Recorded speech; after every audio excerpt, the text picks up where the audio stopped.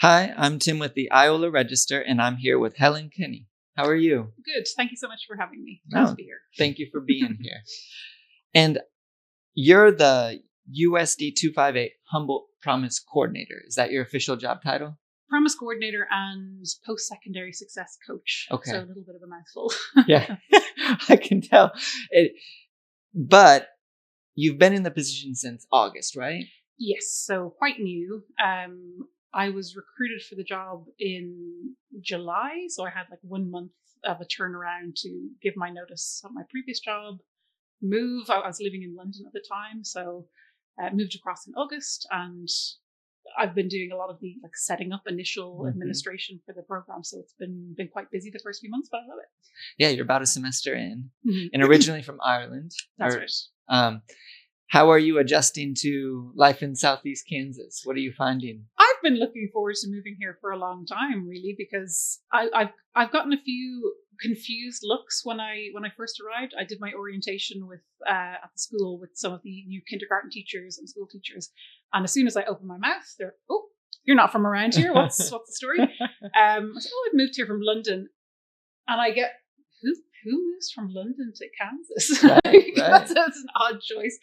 But yeah, my husband is from Humboldt, Kansas originally, so we've come here a bunch of times since we've been together, and every time we visit, we kind of get the sense of should we move here? Was that crazy? Oh, it's so nice, and friends and family that live here have been kind of encouraging us for the last few years, but we needed to have career reasons to move here as well, and so this summer.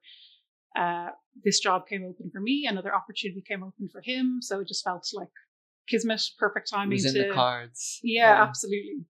Well, what attracted you to this position, or what did it, what kind of made you feel like it'd be a good fit? And are you finding that to be the case now that you're several months into the position? Are you enjoying it? Yes, very much. So my kind of background before now, I was working in Newcastle in the north of England for 6 years, and I've been working in what we call widening participation. So I was doing projects and initiatives with local schools and local children to get kids who didn't typically go to college to attend university, specifically for language learning.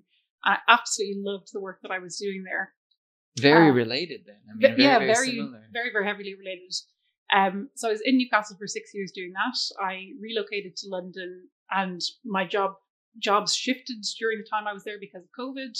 I had still been working in university level languages, but our campus got made redundant. So I found a new job, and I've been working as an executive assistant for the last few years. So when this job became available, it seemed like just the perfect mix of what I love doing and what I'm kind of good at doing. And it's like that Japanese idea of ikigai, where it's like, what are you good at? What do you love doing? What's good for the world? And can you be paid for it? And this job kind of sat right in the middle of those four things. Yeah, where your deep joy meets the world's deep needs, right? Yeah, absolutely. Yeah, really like it. So I have to ask, and I want to talk to you a little bit about what some of the obstacles are for students here in terms of post-secondary success and attending college. But in your experience in Newcastle, that seems very different to me. So I'm just curious about what some of the obstacles are for students finding success in the north of England and what you kind of learned from your experiences there. I don't know much about that part of the world, so I'm just curious. It strikes me as interesting to hear that that's an issue there. So just, is it very different from here, very similar, or what are some of the problems there then? I guess there's a lot of similarities and a lot of differences. So university study is still very expensive in the UK as it is in the US. It fortunately wasn't for me when I was coming up in Ireland. Education, third level higher education was subsidized by the government. So I didn't have to pay to go to university when I was. So it was free. It was free, and I also got a stipend to go to university. So I kind of got paid to go to university in Ireland. So I've really never taken that for granted. Whereas in the UK, they call them the 9K generation now. They have to pay £9,000 in fees per year. And that'd be what, about $18,000, $20,000? 12 maybe $13,000. Oh, so okay. it's more affordable than in the US, but it's still a huge cost and a huge barrier for people. So in the north of England, it's still quite normal and common for students to go to university. But based on your like socioeconomic background, it might be more likely for some, less likely for others. And certainly when it came to studying languages, which was what I studied at university, it was had the lowest uptake of language study in the whole country, was the northeast of England. So fewer and fewer students were learning languages. There was a mentality of do something useful, like do maths, do engineering, do something you can kind of, there was a mentality of just doing these useful jobs. So my role there was encouraging students to, like, showing them the benefit of learning languages. It's not just to become a language teacher or an interpreter. You could, work for all sorts of companies. You could, there was one event that we did had technically a spy from MI6 came up. So wow. he was a linguist spy, if you want to call it that. We had people who worked for the British Army. We had people that worked for chemicals companies. So all these opportunities that kids could get involved in. So here in Kansas, I'm only kind of new to the environment, but there seems to be at least some idea that college is not for everybody, because that barrier of finances, and also, in your mind, that's not something we do. My family hasn't gone to college, so I'm not going to go to college. There is some sort of feeling like that. So I'm hoping that having this scholarship available to students, if they want to go to college, maybe they don't, but they'll have that option available if that's something they want to do. Right. And I guess I should give a little bit of context. So the Humboldt Promise is designed for the next 25 years to cover 100%, using the most expensive rate at a public institution here in Kansas, for someone to achieve their post-secondary options. And that could mean a technical school, it could be a college, it could be a university. And so that's really a game changer. I mean, there's Neodeshe, which we were talking just before we started, that also has the the Neodeshe Promise, sorry.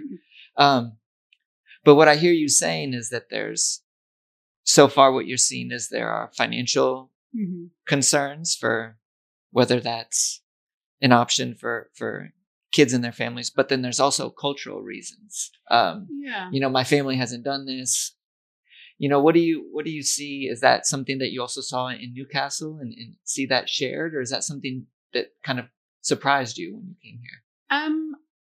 From my own standpoint, it seemed like in the northeast of England, there was more of an acceptance of college being a possibility, or third level education being a possibility for students. It wasn't so, I guess, prohibitively expensive that it would deter everybody, where it can be that expensive in the US. I know it varies whether you're in state or you go out of state. It varies on, prices differ between different colleges. So that financial barrier can be so much bigger in the States, which then can lead you to the mentality of, well, that's just not something that I'm going to do. And I've already spoken to a couple of kids who've, say, their friend was coming in to see me about, I want to make sure I qualify for this scholarship. And I see the friend behind them, are you interested too? Like, oh, no, I'm not going to go to college. Okay, that is fine. Not everybody has to do third level education, but please, please, please apply anyway, because you might change your mind and you have a 2-year window that you can defer after your high school graduation. So what I say to all the students in school is, even if you don't think you're going to go to further training or to college when you graduate, do an application anyway, because maybe next year, maybe the year after, you might change your mind. Keep that door open for yourself. I didn't know that. So I could graduate in the class of 2026 and still have until 2028 to decide, if I later after graduation decide that I want to go to school, that I would still apply for the provided that you have applied for it. If you don't apply, if you don't use the opportunity, you lose it. So I'm really going to be on everybody's case this year. Have you applied? Why not? If you're eligible, do it. There are some eligibility requirements, but they're quite minimal, really. There is a GPA requirement, so that's 2.5. Right. There is an enrollment requirement for it, so you must be enrolled since at least 10th grade. Mm-hmm. But I've gone through all the data, and everyone in this graduating class qualifies. Wow. So, Wow. there's a small handful of students that are like on that borderline of the grade requirement. But what's really, really nice to see is that those specific students have come to me and said, I've heard about this scholarship. I really want to get it. What do I need to do? Yeah. So it's already motivating them to try harder, even right away, even before they have the scholarship. They really want to get it. That's really exciting to hear. And so that kind of leads into a question I wanted to ask, is just kind of, how's it going? Are you finding you're 3 months in and you've got this transformational program, you've got a receptive audience with kids. And so I just kind of wondered how you're finding your conversations going with kids, what's and with the community at large in Humboldt. Just, do you feel like there's a buzz and energy?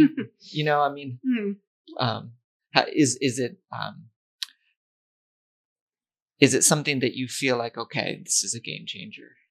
I definitely feel that way, and I know a lot of people in town definitely feel that way. But one of the big challenges I have is making sure everybody knows about it. Just because I know about it, and just because I'm shouting it from the rooftops, I have to try over and over and over again to spread the word, to make people aware of this opportunity. Because the 2025 class, I believe it was announced at their graduation, so just about everybody got that knowledge. And still only about half of the class submitted an application. So I'm still in the process of this. We're being quite lenient this first year. People didn't know. They will still have an extension to apply along with this year's cohort, we think. But there's plenty of students who have the opportunity, and whether it's because they don't want it or they don't know about it yet. And the last thing I want is for people to not apply because they're not aware of it. Right. I'm wondering too, you were kind of talking about those cultural or how financial concerns lead to the belief that, college isn't for me. I can't afford it. I won't even go down that path. I won't even put myself through that mental exercise of imagining myself in college if I know it's not going to be an option. So I wonder what you think is the right age to start talking with kids about the Humboldt Promise. Is this something that we're starting in elementary school? Is it something in middle school? I mean, when do we need to start talking to kids about, hey, you can go to college for free? Well, contractually, what it actually says in my job description is I'm meant to start this in middle school, but I'm going to start earlier than that because there's cooperation between the high school, middle school, and elementary school.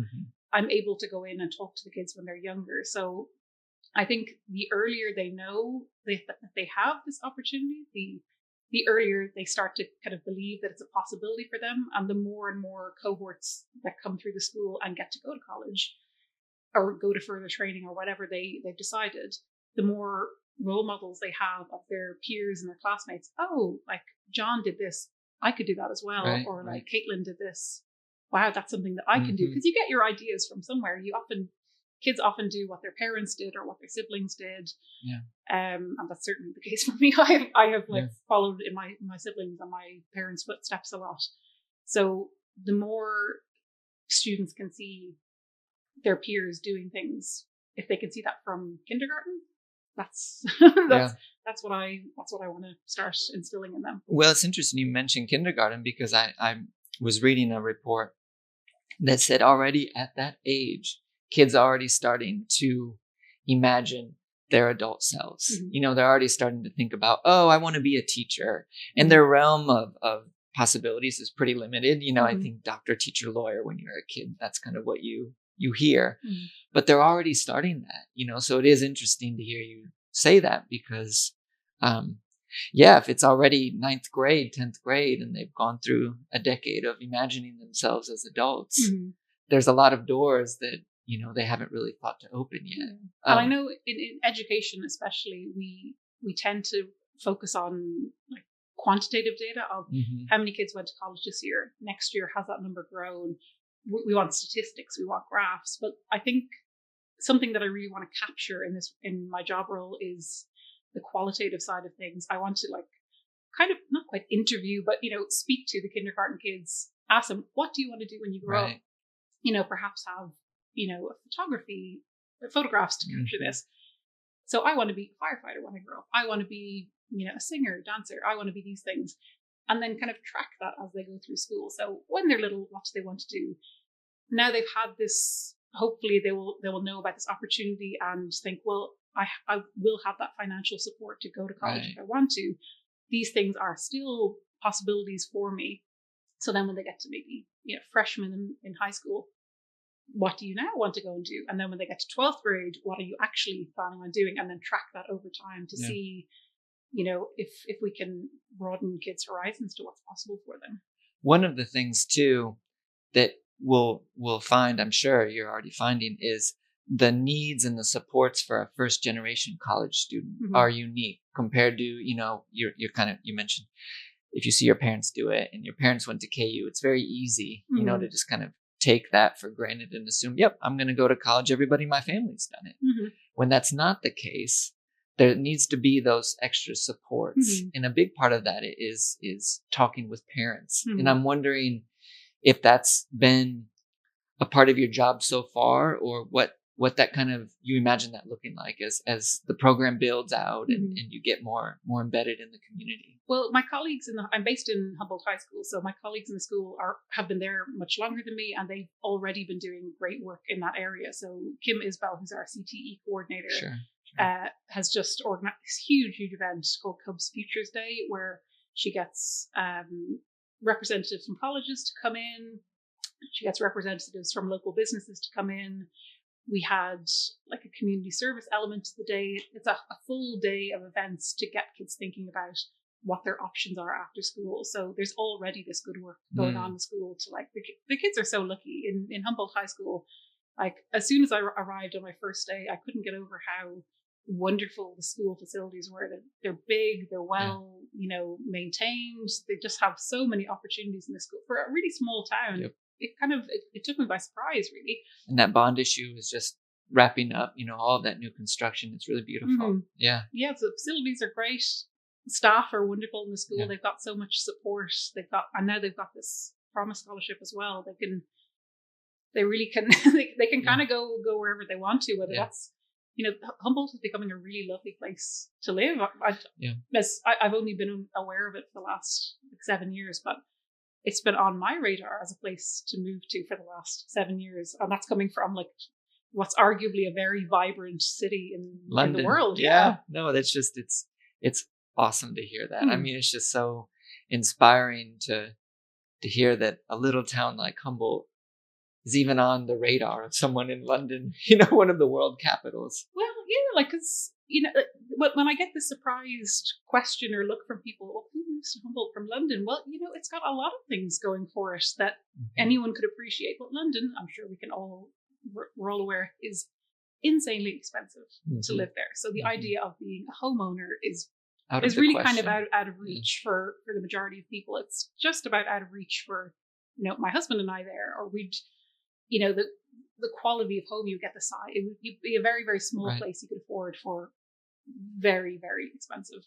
Yeah. There's crime in big cities. There's just you don't necessarily know your neighbors very much. I lived in the same building in London for 6 years.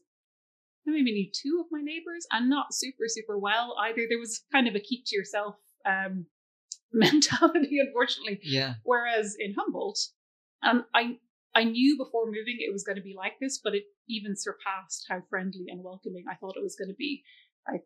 Sarah Hart, who owns Bridge Street Books, I hadn't even met her yet, and she had a welcome to Humboldt Helen sign outside of her business the day I arrived. Oh, so, sweet. totally sweet and thoughtful. And the Union Works, they had a little post on their social media about Ryan and Helen have moved back to Humboldt, and here's this English pub ale we have, in their just casually come on by. Yeah. So there's a ton of things like that where, as I'm walking down the street, I could be any other person from Humboldt, to look at me. I don't especially stand out, but when I'm speaking to people, I go, "Oh, where are you from? I love your accent." It's people are quite charmed by by having an Irish person in town. It's quite I'm just receiving so much welcome and goodwill from everybody. It's wonderful.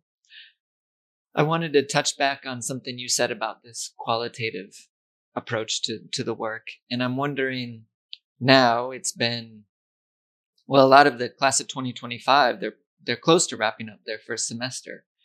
And so I was curious to hear if you maintain communication with those students and how's it going for them. And I was just curious if you had a couple stories that you could point to, or students who kind of jump to the top of your mind who have taken advantage of this program, and you would just like to kind of mention how it's going for them. Yeah, definitely. So that for sure has been my favorite part of my job so far, is going out to meet all those class of 2025 kids out on their various college campuses, because they had already graduated by the time I started. So I had never met them.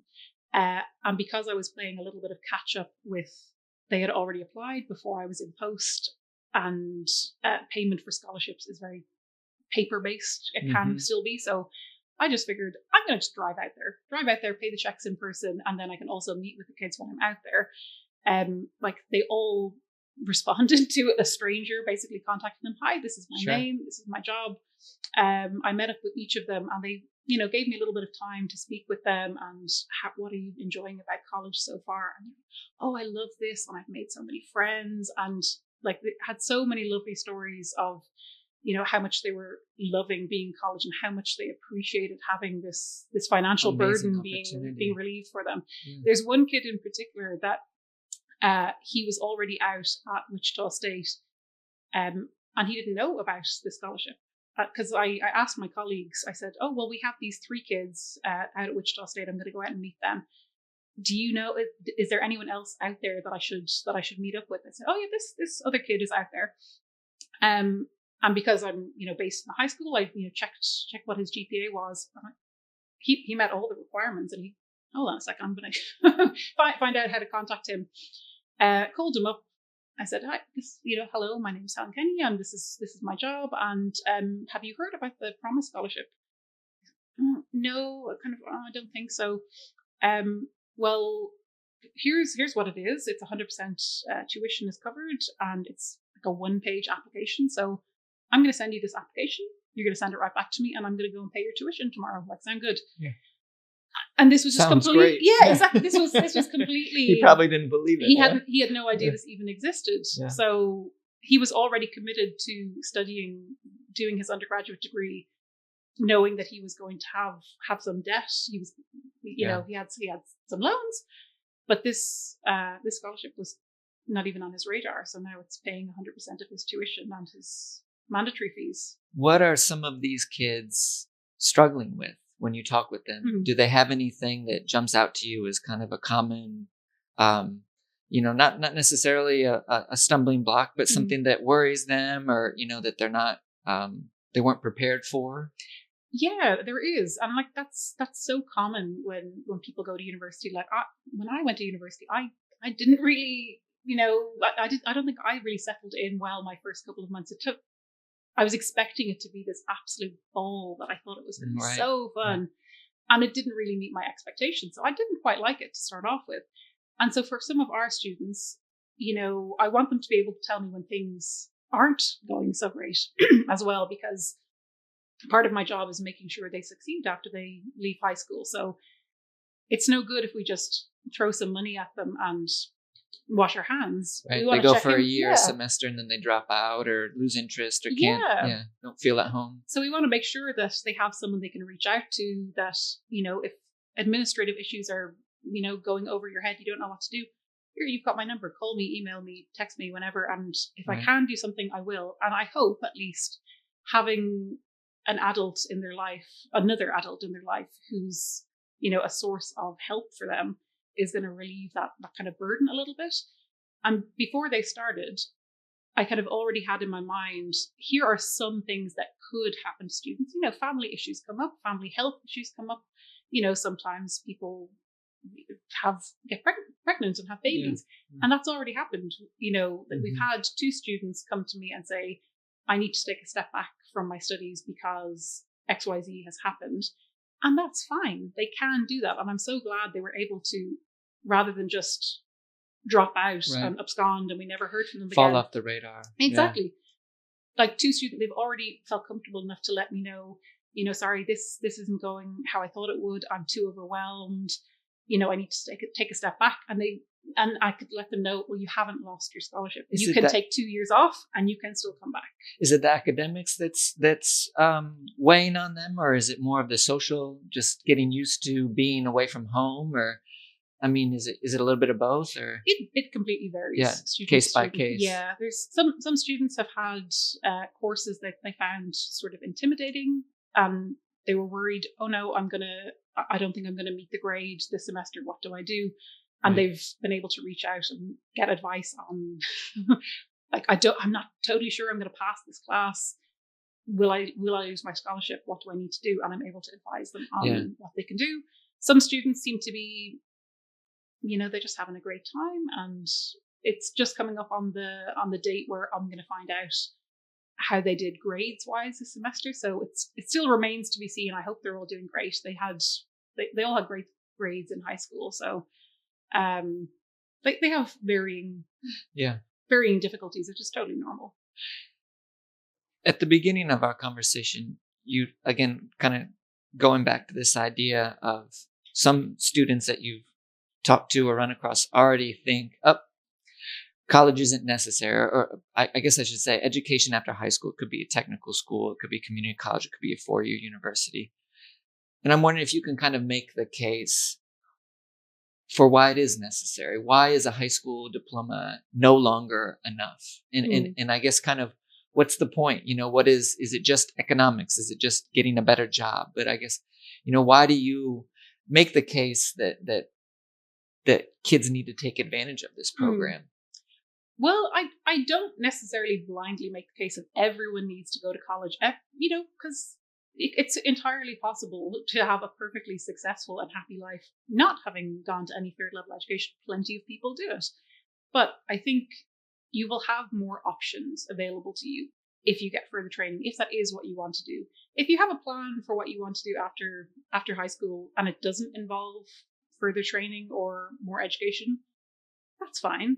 I would still submit an application in case you change your mind, in case you've gone off to do a qualification, or you have a job offer and maybe it doesn't pan out, or it's not what you wanted it to be, or it's not as much money as you were hoping to make. Like there's all the boring reasons, like if you go to college, you get a college degree, you are more likely to earn a higher income over your lifetime. You're more likely to have more job opportunities available to you. But I think if you ask anyone who's been to university or been to college, what was the best thing about it, they're probably not going to say I made more money or I had more job opportunities. They're going to say I made so many friends when I was there, or there was this one teacher who completely changed my life and they introduced me to something that is now my life's passion. Or you can just focus on a subject that genuinely interests you. Like a lot of things in high school, like I didn't particularly like maths, so I've never really dabbled in it since. But you can go, if art is your thing, if design is your thing, if math is your thing, you can just focus on that one thing and then get better at it. So, and there's so many careers and fields of interest that can bloom and spread out, branch out from that passion. There's so many other benefits to third level education beyond just the qualification, the document that you get. That's very valuable, but there's all the other fringe benefits that come along with it, all the soft skills that you learn, just moving to a different place, perhaps meeting new people. It just broadens your horizons like travel does, Right. Yeah. So I want our students in Humboldt to have all of these opportunities if they want them. What's success look like as you imagine the Humboldt Promise 2, 3, 5, 10 years down the road? Mm-hmm. And it's designed to cover 25 more years. So, mm-hmm. We could talk about 2050, but I won't. I don't want to imagine myself that old. Mm-hmm. But I'm just kind of curious to think what you imagine success looking like in the short term or kind of midterm future for the program. Yeah, like initially for me, success will be getting every eligible student to apply for it. That's my own personal goal in this first year and first few years, getting everyone who can get it to get it if they want it. Longer term, the goals for the Works Family Foundation, they all have their different reasons for wanting to do this. And they're not necessarily rooted in, well, we want to, get people moving to this town, or we want to retain our population. It's just where we want our our neighbors and our neighbors' children to have more opportunities in life. We want them to experience what greater opportunities might look like, and they have all these different reasons for wanting to do that.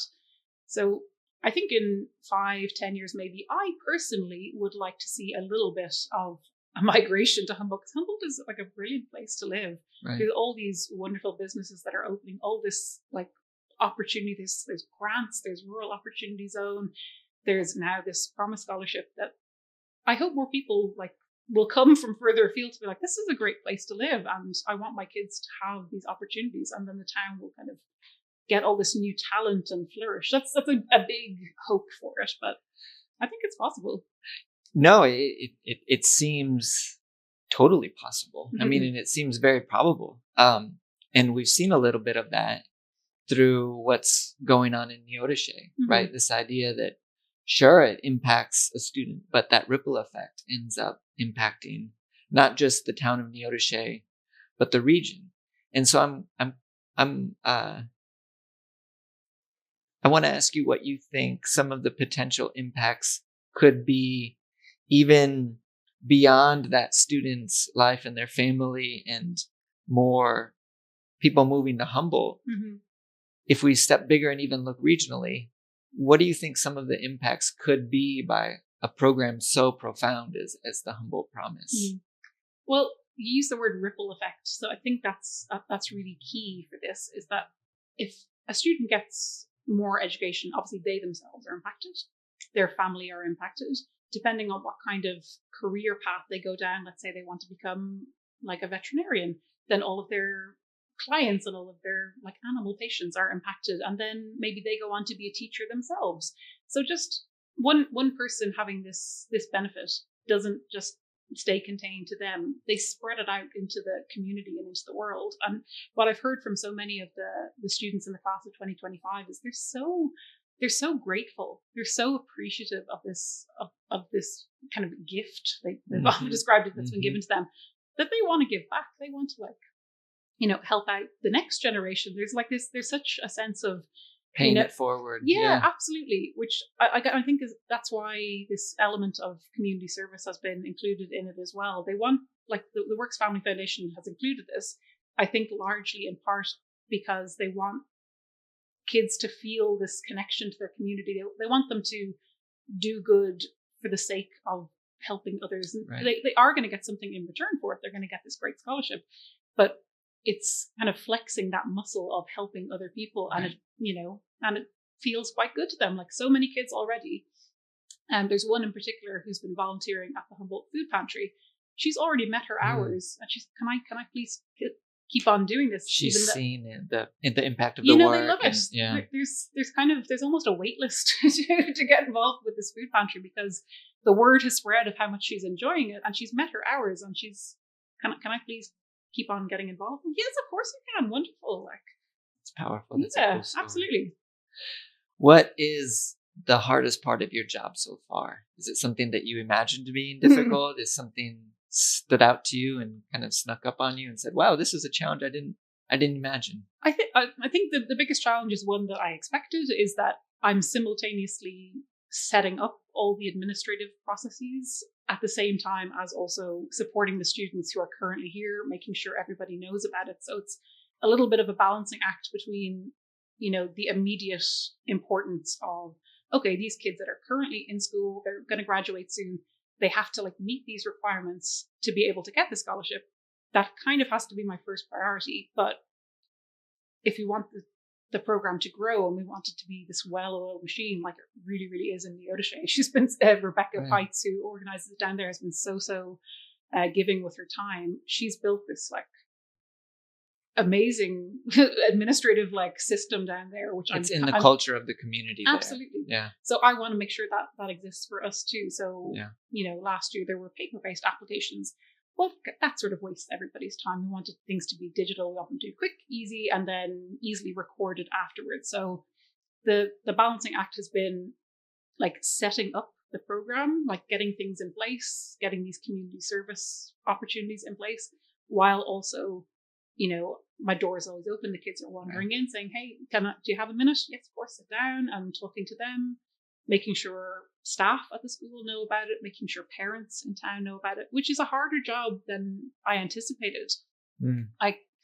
Because I knew so much about this Humboldt Promise scholarship because I applied for the job, I wrongly assumed everybody knew about it. Right. They've been living in this town, but you'd be very surprised. Like it takes quite a lot of effort to get buy-in from the community to want to get involved in it.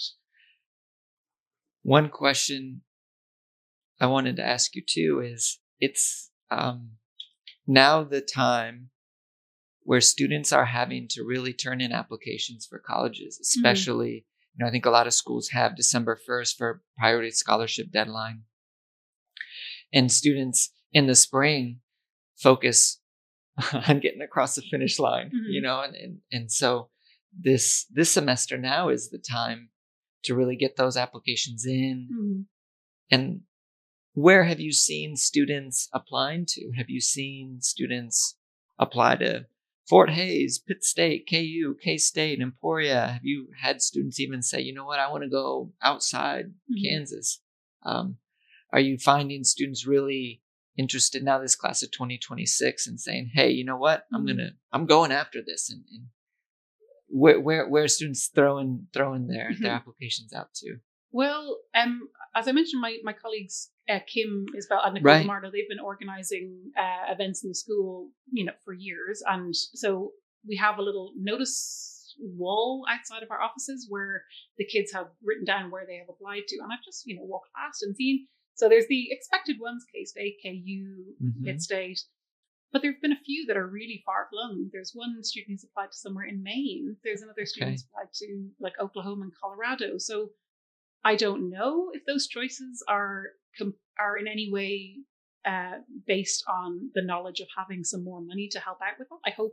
I hope it is a contributing factor. It seems that it seems it's got to be part of the conversation with families as they say, hey, how much is it to go out of state to Colorado? Well, we can count now on the support. It's more attainable, right? I mean, the field's a lot shorter. Yeah. So my colleagues have been collecting that like information from each student, like in a kind of quantitative way. I've had the students wander into my office and sit down and say, like 2 or 3 specifically, who have a really particular goal in mind and they want to make sure that they're able to get there. So one student, for instance, said he really wants to go to Colorado State, and could he still use his Promise scholarship for that? And I have to be really clear and say, yes, you can, but please bear in mind that the scholarship only pays out to the highest in-state level, which is going to change over time, but it's approximately 5 to 5.5 per semester will get paid out. So you can use that money towards your out-of-state tuition, but out-of-state tuition could be enormous. So you can do it, but I don't want students to bite off more than they can chew with, I would hate for them to think this is just a free ride scholarship. And it's not. It doesn't cover your accommodation. It doesn't cover your food. Very few scholarships do. But it's a big chunk out of the overall cost that will be taken off. So what this student has told me is his plan, he's a junior, so he's already thinking like a year in advance. There's somewhere I really, really want to go in Colorado. I'm going to move there after high school, establish residency, and then could I get the scholarship the next year? I'm like, yes, you can. You can defer for up to 2 years. It will be your responsibility to find out the ins and outs of whether or not you would have an in-state rate after 1 year. But if you can do that, support's great. there. Yeah. We want you to take the most advantage of this scholarship as you can. I don't think there's any sense of we'd like to pay out as little as possible. There's not. That's not the idea. Yeah. No. So there already have been some families in the class of 2025 that have been kind of smart about it. They said, well, I had a baseball scholarship for a local community college. It's covering all my fees anyway. I'm like, well, we can pay that approximately $900 to $1,000 for you. We can do that. If you would prefer, you can, if you have any intentions to go to a university or, take further study later on, you might get more value out of it later on. So some have done that. They're like, okay, I'm going to go to community college for years 1 and 2. I'm going to go to KU for years 3 and 4. And then I'll kick in the Humboldt Promise then. And then maybe if I want to do a master's degree, I'll get that paid for. So they can be kind of savvy about. Because it's up to 120 credit hours, right? Is exactly. that the... Okay. So 120 credit hours and up to, it's at the moment around about $50,000 over the course of a whole 4-year education. You could extend that even into graduate education. Yeah, so if somebody wants to become a lawyer, a doctor. Yeah. They have 6 years in which to use it. 6 years. So from the date of their graduation, 6 years is when those credits, that access is going to expire. Okay. So whether that's because they've taken 2 years off at the start or 2 years off in the middle or 2 years community college and then they want to do total. 4 years. Exactly. The kind of the last question I wanted to ask you is Humboldt Promise is truly a transformational opportunity. But I want to know what you think about what communities like Iola, Yates Center, Moran, Crest, Colony. I don't want us to just say, well, we don't have something like that and kind of end the conversation there. I feel like that's the wrong lesson to take from the Humboldt Promise. So I want to know what you think the Humboldt Promise offers communities outside of Humboldt, both in terms of a lesson and inspiration, but also just in terms of changing the conversation about post-secondary ed. So I feel like it would be a real cheapening of the gift if it only just was, oh, okay, well, we're not Humboldt, so we can't talk about that. Exactly. And I'm curious what your thoughts are on that. Well, what I would say is there's still a lot of value in leading by example. So, people can, if they choose to relocate, so long as they're enrolled in Humboldt schools, they will be eligible for this. Because plenty of kids live in Iola and Chanute, and they're students in Humboldt, so they're going to benefit from the scholarship. But it's not just a case of, oh, we'll move here, and that's how you're going to get it, because the Humboldt Promise was modeled after Neodeshe. Neodeshe got their idea from El Dorado. And this Promise.net scholarship conference that I was at a few weeks ago in Kalamazoo, Michigan. So that was celebrating 20 years of the very first Promise scholarship. In Kalamazoo? In Kalamazoo. So up until 20 years ago, there were no Promise scholarships in the country. That was the very first one because they saw, well, there's merit-based and there's needs-based, but we think we can do it a third way. Geography. So, they can be a place-based scholarship. 20 years ago, none. Now there are hundreds. There are hundreds of Promise scholarships around the country. And I invite people to go and see what they're doing in Kalamazoo in terms of their education center and their Promise scholarship, because it's truly unbelievable, the work that is going on in Kalamazoo, Michigan. But they've inspired a whole country of people to get involved in this. And I will say that it's very much not the norm to have one family or one particular person be the benefactor of the scholarship, as is the case in Humboldt and Neodeshe. It's very much not the case everywhere else. I had this false misconception that, oh, this is how our Promise scholarship does it. That must be how everybody does it. And they had a joke of, oh, once you've seen one, you've seen one. Like none of everywhere is completely unique. So there's one in Colorado Springs that they introduced legislation so it can be a tax credit. So there's hundreds of ways that this can be funded, and we don't want this to seem like they have a foundation who's funding it for them. We don't have that. But there's other ways of doing it, and Neodeshe has been so helpful to me in getting things started. And what I would hope is that people can see what's happening in Humboldt, what's happening in other local communities, and maybe get an idea. Hold on, maybe we can do this. Maybe it can be funded by local industry. Maybe it can be maybe we could have some legislation introduced that it can be tax funded. There's a lot of ways of doing it. Yeah, that we can come together, and I think that's to me, that seems to be the power. One of the amazing things I take away from the Humboldt Promise is this idea of really investing in our youth and telling our young people that they're worth it. And that's not something that, you're right. You don't need one family for that to happen. You don't need one company. That's something that every community with the right infrastructure and the right support can get behind, because I do think the kids need that. I worry about, the inverse of that, where kids don't feel supported. They don't feel valued. And feel like we can do the thought exercise of what a community would look like in the future if young people who are growing up in that community feel that way. I don't feel inspired or very optimistic about a community there. And there isn't a sense of gatekeeping either. There's very much a spirit of, oh, you need help setting this up. I'll give you my time. Here, I'll show you how it's done. People asking questions. There's so much willingness to collaborate on things. Like, I know it's very easy to think, oh, well, it's funded there. It's not funded for us. But if there's people out there who have the drive to support their communities, and I know there are people, there's people like that in this part of the world for sure, that there's ways people can find funding. Like there's networks we can reach out to find out how are they doing it how are they doing it in Kalamazoo? How are they doing it in Colorado? How are these places funding it? What could we do? Because the Humboldt Promise is really on the very generous side of, you can go to any Title IV school in the US, but some other ones are, well, we directly feed into this particular community college. And it can start there. Well, thank you very much, Helen, for your time, and good luck as you kind of get into the real heavy part of the season in terms of college applications.